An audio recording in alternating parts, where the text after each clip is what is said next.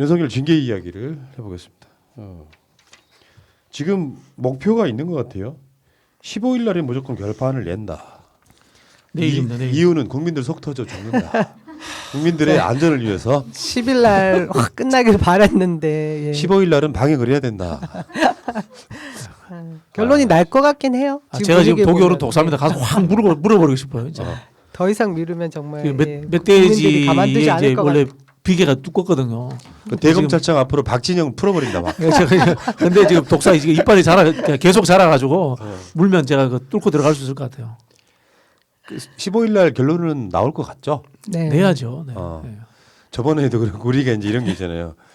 또 연기가 되니까 얼마나 많은 분들이 아우성을 쳤겠어요. 또 연기했냔 말이냐 막. 근데 이게 방송하는 사람들이 제일 힘든 게 그걸 실드 치는 게 제일 힘들어요. 윤석열이 들어달라는 거 다 들어줘야 절차상의 네. 문제가 사라진다. 그래서 또 연기했다고 하니까 이럴 때 이제 속으로 15일 날만큼은 화요일만큼은 정리가 되지 않으면 내가 죽게 생긴 거야 지금. 저희도 마찬가지죠. 방송 나가서 진짜 스트레스 받습니다. 예, 계속해서 같은 얘기 해야 되고. 근데 어쨌든 끊임없이 징계위의 그 위법성을 절차적 그 문제를 삼아서 위법성을 다투겠다 이 얘기를 하고 있는데 어쨌든 결판이 나야 될 것 같고 뭐 그 끝난 뒤에 징계위원회 끝나고 중징계가 내려지고 난 뒤에 상황이 매끄럽게 갈 것이냐 또다시 이제 뭐 헌법 소원을 낸다든가 해서 뭐 행정 소원을 낸다든지 뭐 이렇게 해서 뒤집어 엎겠다라고 계속해서 공격을 해오면 그 시끄러움이 잦아들진 않을 거 아니에요. 그거에 그렇죠. 대한 고민도 계속 있습니다, 사실. 기본적인 거를 제가 우리가 이제 인식할 때 정리하고 가야 되는데 헌법소원은 받아들이지 않을 거라고 저는 네, 100% 네. 생각하는 이유 중에 하나가 이 윤석열 총장 쪽에서 법관징계법의 형평성 문제 여러 가지를 들이대고 있거든요. 근데 이게 아주 간단한 부분이 있습니다. 지금 징계위원회에서 하는 것은 법률적인 문제가 아니에요. 네. 법률적인 문제는 후일에 다투는 거고 지금 징계위원회라고 하는 것은 이 규칙이라든가 내부의 사소한 규정 위반 한의하는 품위 손상 가지고도 징계를 충분히 할 수 있는 겁니다. 그런 부분에 있어서 지금 윤석열 쪽에서 들이대는 이 법률적인 모든 이게 위법이냐 뭐냐 하는데 위법과 관계없이 징계가 가능한 겁니다. 그걸 우리가 좀 정확하게 아셔야 된다는 그러니까 생각입니다. 어느 언론에도 그 내용의 부분에 대해서는 절대 부각시키지 않으니까 그러니까 지금 자꾸 절차가 잊어버리게끔 법규 하고 위반이다, 있지. 뭐 네. 위반이다, 뭐 위반이다 하는데 솔직히 말씀드려 볼게요. 공무원 외청장 징계하는데 이 검찰 징계법이 있는 것도 사실은 과잉입법이에요. 예, 과잉입법인 거고 저는 그 최강욱 의원이 이제 검사하고 판사들 몇 년 안에는 저기 뭐 정치 못하게 하자 이 법에 대해서도 저는 찬성하지 않는 게 이 검찰은 일반 공무원 수준으로 떨어뜨려 버리면 일반 공무원법에 준해서 해버리면 돼요. 판사는 상권 분립이기 때문에 그분들에 대해서는 우리가 함부로 말할 수 없지만은 그런 측면에서 이 보시면은 이거 대단히 우리가 이렇게 막 법을 따져가기 위해서 해야 될 일이 아니에요, 사실은. 그러니까 그렇잖아요. 다 상식적으로 생각해도 어떤 한 특정인이 윤석열 지우고 보면 징계를 하려고 해. 근데 이 사람이 다 징계위원들에 대해서 기피 신청하는 것 자체가 악의적으로 보면은 징계위원회가 못 열릴 목적으로 하는 건 다 그 자체가 그렇죠. 불법이거든요. 네. 그러니까 그건 패싱해도 돼.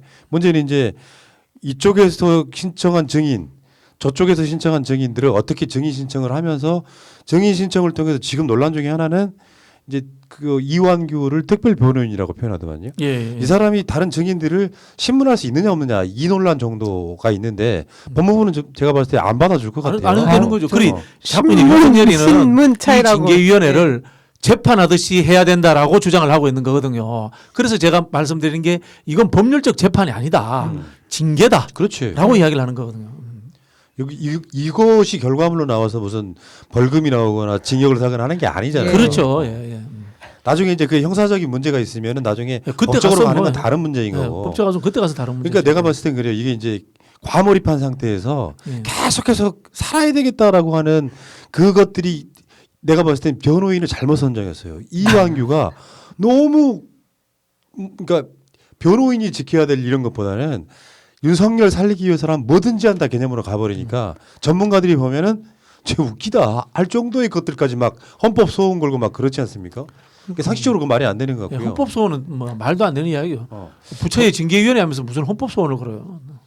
그러니까 15일 날 징계위원회가 열릴 즈음에 내가 윤석열이라면요 사퇴할 거라는 거예요. 내 생각은. 근데 이제 징계위원회 도중에는 이제 사퇴를 못 하잖아요. 근데 그러니까 말하자면 어떤 상황이냐면은 정치적 행위를 한다는 거네. 그러니까 징계가 중징계가 나왔어. 최소 정직 이상일 텐데 예. 정직이거나 음. 아니면은 해임일 텐데 이 상황에서 보통의 예상은 그러니까 법무부에 징계가 나오는 순간 그걸 다 이제 소송으로 갈 거라고 이야기했잖아요. 그 타이밍에 정상적이라면요. 그 타이밍에 해임 당하고 나서 스스로도 정치적으로도 사퇴라는 것을 같이 선택하는 것이 맞다는 거죠. 사퇴한다는 이야기는 받아들이는 거지. 예.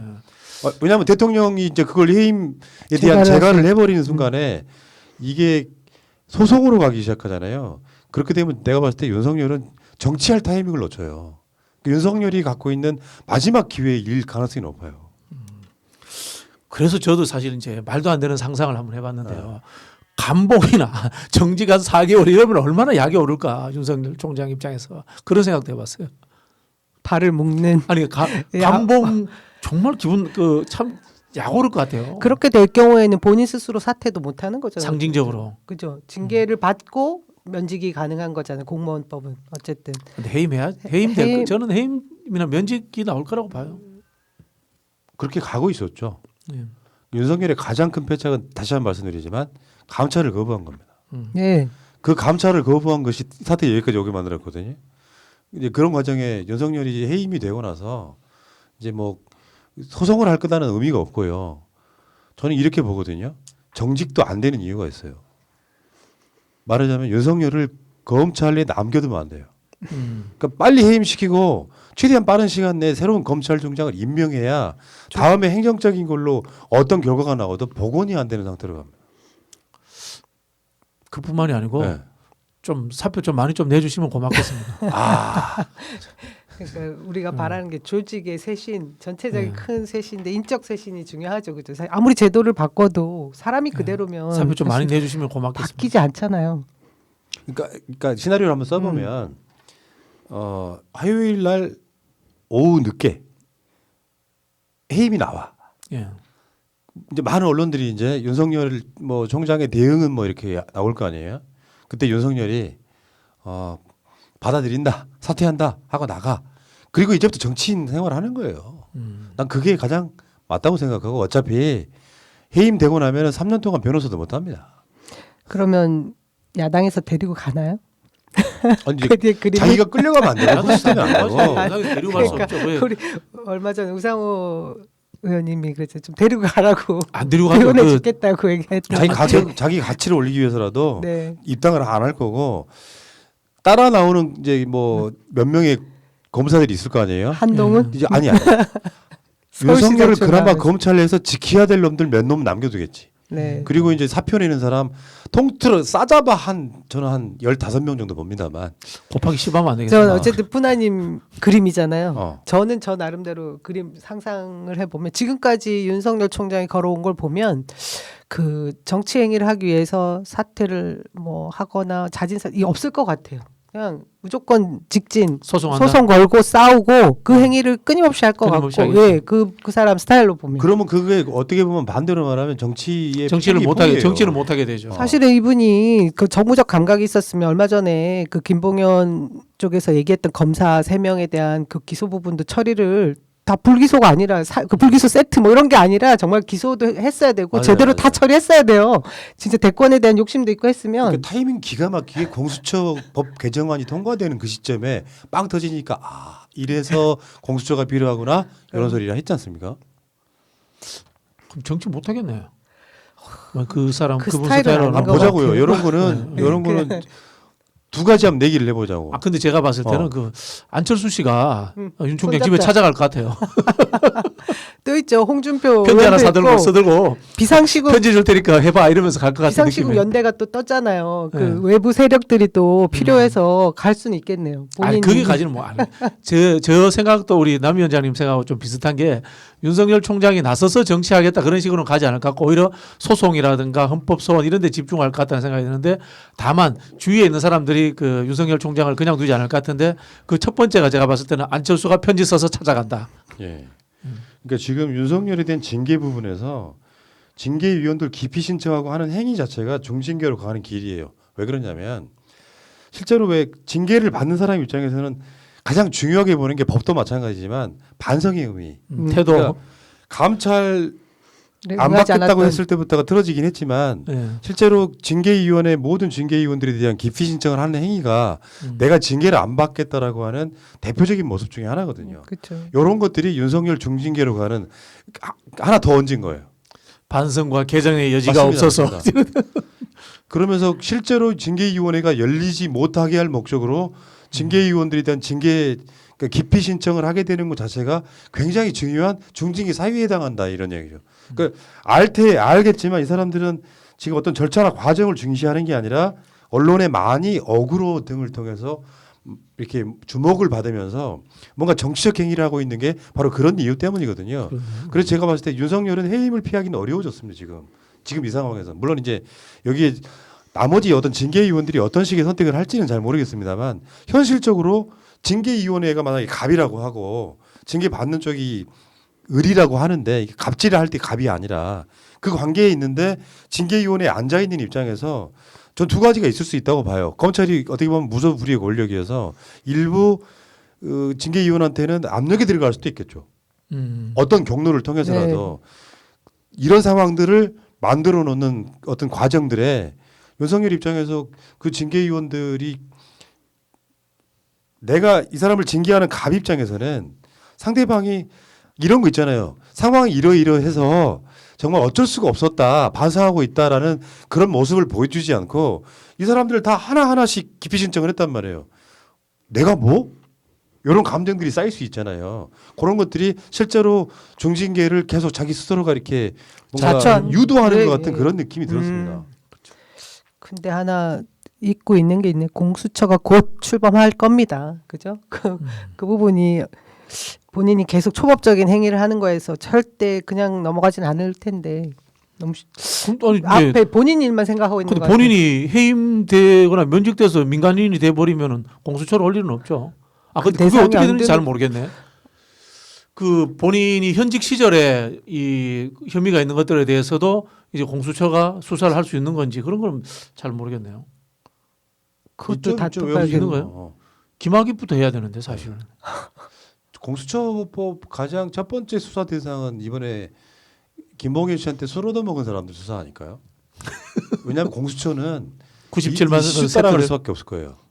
사회적 이슈. 근데 막 그 시점에 이렇게 막 불기소 처분되고 청탁금지법으로 뇌물이 아니라 말이 됩니까? 어떤 사건에 대해서 이 수사를 해야 될 검사가 당사자한테 술을 얻어먹고 그 팀에 수사 검사로 간다는 거는 상상 밖의 상황이지 않습니까? 말도 안 되잖아요. 우리 같은 사람이 만약에 그 비슷한 경우 같다고 생각해 보세요. 거의 사형이죠. 말도 안 되는 뇌물죄를 거죠. 억지로 김영란법 저는 그런 생각이 들어요. 예를 들자면은 세 명이서 술을 얻어 먹었잖아. 근데 그것도 웃기는 게 그중에 많이 먹은 놈이 있을 거 아니에요. 그러면은 몰아주는. 그렇지. 그걸 97만원짜리 세트로 만들었다는 것 자체도 참 기발한 발상이야. 기발한 발상 참. 검사님 일어나실 시간입니다. 99만 원. 99만 원치 드셨습니다. 이거 참. 아이고. 어쨌건 나는 내가 윤석열이라면 사퇴합니다. 지금이라도. 타이밍이 딱 좋잖아. 중징계가 예상되므로 나는 여기서 더 이상 검찰총장직을 수행하지 않고 그 이야기는 사퇴하겠다. 이제 법률적 사퇴가 아니고 정치적 사퇴네요, 그죠? 정치적 행위로서의 사퇴네. 예. 그렇죠. 그러니까 어쨌건 간에 어떤 징계가 나와도 거기에 대해 이의제기하지 않겠다. 또는 법무부에서 만약에 중징계 최소 정직 또는 해임을 결정하면 대통령한테 바로 갈 거 아니에요. 네. 예, 예. 대통령이 가서 이제 사인하면 끝나는 거 아니에요. 그러면 이 상황에서 최소한 자기 임명권자가 어떤 생각인지 모르겠다까지는 국정감사 때도 대통령은 계속 검찰총장직을 수행하라고 믿을 만한 메신저를 통해서 이야기를 들었다라고 했잖아요. 대통령이 재가라는 순간에 자기 명분이 사라지는 측면이 있거든요. 그러니까 최소한 인사권자를 그렇게 배신하기는 불가능하지 않을까. 굳이 말하자면 더 이상 이의 제기를 않고 받아들일 수도 있겠다라는 생각을 해봤는데 그건 정상적 일대 생각이고요. 저는 금방 푸나님 이야기 우리가 잊고 있었던 단어가 생각나는데 배신. 이거 많이 썼어야 되는데 좀 더 그랬던 것 같아요. 그러니까 지금 야당에서는 배신. 그 부분에 대해서 주호영 원내대표도 최근에 깨달은 것 같아요. 그죠? 그 확 끌어들이지 못하고 처음에 계속 같은 편 들어주다가도 굳이 정치하지 말라고 선언하라고 얘기했을 때 배신이라는 걸 안 거예요. 그 사람의 그 원래 배신할 수 있는 DNA를 가지고 있다는 거 안 거죠. 제가 봤을 때는 윤석열이 검사가 아니었고요. 예를 들어서 일반 공무원이었다 그러면 상종 못할 놈인 상황인 거거든요. 그렇죠. 왜냐하면 윤석열이 정말 깨끗해. 부인 문제도 없고 뭐 장모 문제도 없고 측근 한동훈이나 윤대진 같은 문제도 없어요. 그런 상황에서 살아있는 권력에 대한 수사를 했다라고 하면 이 사람은 정말 대단한 거죠. 그런 검사가 없을 겁니다. 그런데 그렇지요. 근데 자기 문제에는 엄청 걸려 있는데 아예 모른 척하잖아요. 자기 문제에 대해서는 오히려 한동훈 같은 경우에는 수사를 방해할 목적으로 도우려고 했던 것들이 막 드러나지 않습니까? 사실 이번에 그 룸사롱 술 얻어먹은 검사도 윤석열이랑 직접 간접 연관이 있습니다. 이 사건 자체가 이런 상황에서 윤석열 스스로가 만약에 예를 들면요, 윤석열이라는 그 캐릭터 그대로 국민의 진 부류의 정당으로 가거나 이 모든 것들을 보여주는 과정이 윤석열은 상종 못할 인간에 가까워지고 있는 거예요. 최소한 이런 거 있잖아. 문 대통령이 윤석열을 탄압했습니까? 자기를 임명한 뒤에 조국 장관 관련해서 그렇게 난리를 치는 윤석열 사태가 났을 때도 문 대통령이 단 한마디라도 하지 말라는 얘기를 했습니까?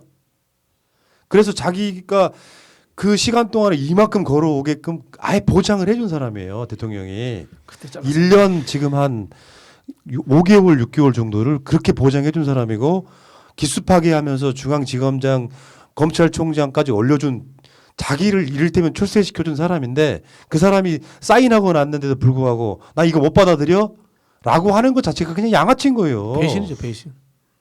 그게 윤석열이 진짜 인간적으로 검사 출신은 아니지만 자기한테 이렇게 뭔가 어떤 명분을 주고 사회적으로 검찰총장이라고 하는 자리에 올려준 그 사람을 배신하는 행위는 사인한 뒤에 결재를 한 뒤에 소송해버리는 거거든요. 그건 양아치라고.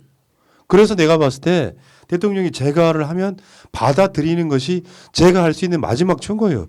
말하자면 그냥 사퇴하겠습니다 하고 나가라고. 해임은 해임이지만. 나가라고. 푸나님 말씀. 이해를 못하겠어 정말. 기본이 그래야요. 싸우는 것은 순간이거든요. 싸우는 건 순간이에요. 시간이 지난 뒤에는 아무것도 아니야 이런 일은.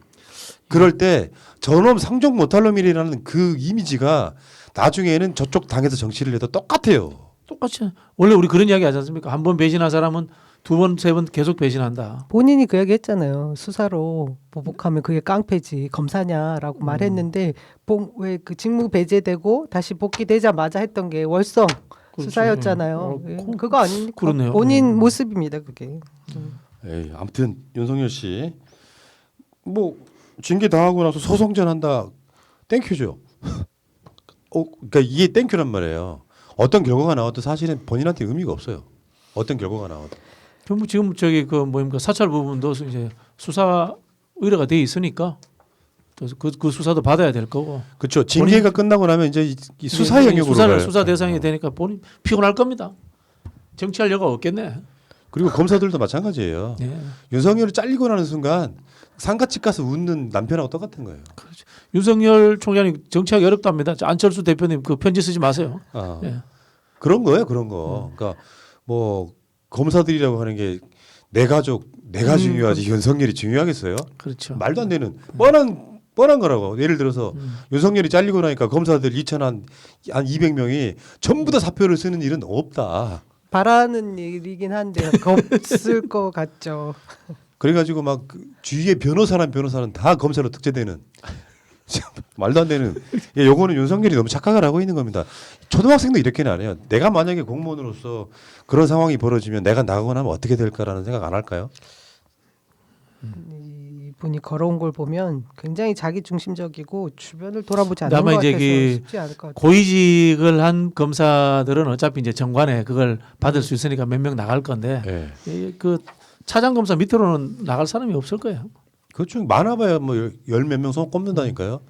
실제로 그 문재인 정부 들어가지고 윤석열이 기습하기하고 막 이럴 때 모든 꼭 그 상황이 되면 그렇잖아요. 조중동이 쓰잖아 네. 글을 기사를 막 판사들 그러니까 검사들 동의어 무더기 사표하는데 숫자를 보니까 박근혜 때보다 적어. 예. 무더기 좀 사표해서 그 옛날에 김영삼 대통령이 하나회 숙청할 때 했던 것 중에 하나가 장성들만 날린 게 아니고 중력에서 대령 진급하는 케이스에 있는 중간 간부들을 확 잘라냈어요. 예, 왜냐면 아예 싹을 잘라버린 거지 장성이 될 만한 그런 일들이 있었거든요. 사실 검찰도 이 위에 뿐이 아니고 참. 그리고 윤석열 씨한테 마지막으로 제가 드리고 싶은 말씀은 이런 게 있습니다. 윤석열 관련해 가지고 고소고발된 건들 있잖아요. 예. 그러면 윤석열 라인이 엄연하게 살아있는 한 윤석열이 나오더라도 제대로 수사 안 되거든요. 윤석열이 지금 최근에 고소고발된 게 윤석열 측근 가족 합치면 18건이에요. 그럼 그거 어떻게 돼요? 검찰이 수사를 못 해요. 어떻게 됩니까? 공수처 수사를 당할 수 있는 아직 간접적이긴 하지만 이게 단초가 마련돼 있는 겁니다. 근데 예를 들자면 이제 그 부인의 그 미술관 이제 전시 관련되는 문제인데 그게 이제 남편의 직위가 작동을 했는가라는 이제 그런 부분이 되겠네요, 그죠? 그리고 예를 지금 들자면- 장모 문제도 기소되어 있잖아요. 음. 그런 부분도 장모 있고. 문제는 조금 옛날 이야기라서 또 조금 다르더라고. 이제 그거를 수사를 했느냐 안 했느냐 문제라든가 이런 부분이 있는데, 무마시킨 예, 그런 부분이 있는데, 관련이 있죠. 재밌는 것도 있더만요. 한동훈이 그 김건희 폰과 통화를 막 200통 했다 뭐 이렇게 나오잖아요. 거기에 이제 여러 가지 썰이 있는데 예. 첫 번째는 부인 명의로 만든 윤석열의 대포폰 아, 네, 저는 그렇게 그 많이 자체가 듣- 이제 네. 비난받아 마땅한 거잖아요. 예. 검찰총장이 대포폰 쓴다 뭐 말이 안 되는 거고. 두 번째 김건희랑 직접 통화를 했다면 그건 어떤 부분이냐면 이 수사를 받고 있는 피의자와 검사가 통화한 경우예요. 이것도 공수처에서 수사할 만한 되게 건수잖아요. 검찰이 그게 아무리 윤석열 총장 부인이라고 해도 수사받고 있는 피의자랑 통화를 하는 경우는 말이 안 되잖아요. 재밌더라고. 그런 거 한 세 가지 정도로 해서 세 번째 의혹은 밝히지 말고 한번 3대 의혹 이렇게 한번 그러면 이제 세 번째 거는 뭔 남들이 생각하는지 다 알거든요. 참 알겠습니다. 자 어쨌건 폭풍 전야인 것 같긴 합니다만 이번 솔직히- 주에 끝내자고요. 솔직히 말씀드리면은 윤석열 해임되고 나면 박근혜 탄핵보다 깊을 것 같습니다. 왜냐하면 이게 묘한 감정선산에 있어요. 박근혜는 시종일관 싫어했던 사람이 탄핵됐고 기간이 오래 걸려가지고 실감이 안 나더라고요. 나는 그 당시에도 박근혜 탄핵 결정을 헌재가 딱 하는 순간에 소리 안 질렀어요. 올 것이 왔구나 정도 했는데 윤석열은 해임되면 엄청난 소리를 질 것 같습니다. 당연히 그렇습니다. 전쟁터에서 이 배신한 사람이 제일 밉잖아요. 저기 뭐야 진중권, 김모 교수, 뭐 서땡 뭐 이런 사람들이 미운 게 우리의 당연한 거지 않습니까? 그런 감정이라는 네. 게 적은 한편으로 용서할 수 있어요. 적은 용서할 수 있는데 배신자는 용서하기 어려워요. 사람의 이 심리라는 맞습니다. 게. 솔직히 말하면 우리가 윤석열 검찰총장 되게 하려고 얼마나 많은 방송을 했는데 사람을 그렇게 배신하나. 아니 조국에 대한 수사를 하지 말라는 게 아니에요. 할 수 있는 거죠. 근데 그 과정에서 대통령 인사권을 무력화시킨다든지 이 여러 가지 과정들이 있었고 실제로 조국만 수사한 느낌이잖아요. 아직까지도. 그 외에 자기 측근과 뭐 그 자유한국당 국회의원 부류들이 한 수사는 대충 미적대고 하면서 윤석열이 취임하고 지금까지 조국 수사만 한 느낌이잖아요. 근데 관련되어 있는 사람들의 재판에서 사실상 별개 없이 그냥 아무것도 안 나왔단 말이에요. 요거 우리가 잊으면 안 돼요. 예를 들어서 지금 뭐 코로나랑 같이 비슷하게 온 뭐 시간도 있잖아요. 올해 같은 경우는. 그러니까 뭐 사실은 그렇게 해서 뭘 결과를 낸 게 없어요. 네. 보면은. 근데 코로나 관련해 가지고 예를 들면 뭐 이거를 방역을 엄청 방해했던 신천지나 정광훈 등에 대해서 막 탈탈탈 털고 수사를 했다는 얘기는 들어본 적이 없고 지금 민생도 마찬가지죠. 조국 수사만 한 느낌밖에 없잖아요. 윤석열이 어떤 수사를 했는지. 아니 뭐 조국 장하고도 그렇게 털었는데 나온 게 이제 지금 아직 마지막 남은 게 표창장 의혹 하나 가지고 이렇게 싸우고 있는 상황인데 그런 부분도 있고 나머지 사회적 이슈들에 대해서도 다른 뭐 그 수사에서 결과가 나왔다는 이야기를 들어본 적이 없는 것 같아요. 그래서 원래 치우치는 게 무능한 거다 이런 얘기가 있어요. 정치도 마찬가지잖아요. 한쪽에 치우치면 안쪽을 못하게 돼서 전체적으로 무능하게 되는 거거든요. 윤석열이 딱 그 케이스예요. 조국 수사, 최근에 원전 수사. 이게 치우칠 수밖에 없는 수사를 하다 보니까 검찰총장이나 검찰이 뭔가 사회적으로 필요하다는 느낌은 사실상 안 받게 되는, 결정적으로 활용 점정했죠 이번에. 검사들 놈사롱이 갔던 놈들 2명은 무혐의, 한 사람만 청탁금지법 김영란법으로 뇌물죄 걸지도 못하는. 옵티머스 수사도 어쨌든 지금 몇 달 됐잖아요. 뭐 전혀 나오는 게 없어요. 자, 윤석열은 이제 몇 시간 남지 않았네요. 우리가 카운트다운 해드릴게요.